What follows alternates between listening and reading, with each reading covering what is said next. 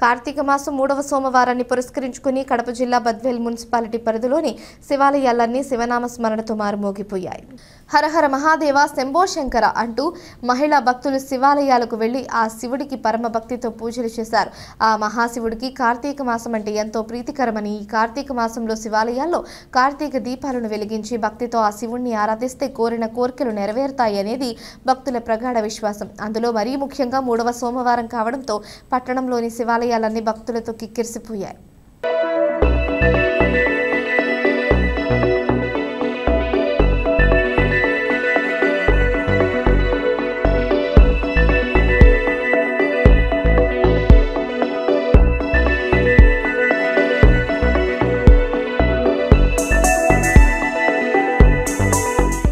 చేసిన భక్తులందరికీ నా యొక్క నమస్కారములు. అలాగే ఈ యొక్క ఆలయ కమిటీ చైర్మన్లు కానీ ఆలయ కమిటీ సభ్యులందరూ చాలా బాగా చేసినారు.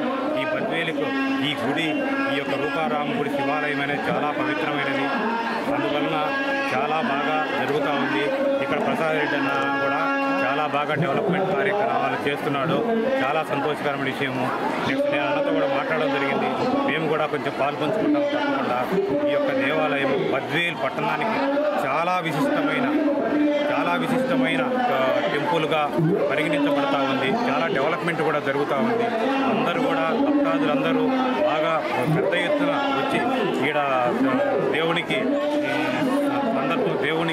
ఇక్కడ ఈ పూజా కార్యక్రమాలు చేయడం జరుగుతూ ఉంది. చాలా గొప్ప టెంపుల్. ఫ్యూచర్లో కూడా చాలా డెవలప్మెంట్ అవుతుంది.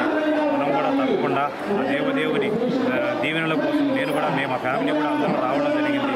తప్పకుండా ఇది బాగా ఇంకా అభివృద్ధి చెంది ఇట్లా ప్రసాద్ రెడ్డిని కూడా బాగా డెవలప్ చేస్తున్నాడు. ఆయన కూడా మన తోడ్పాటు ఉంటుంది.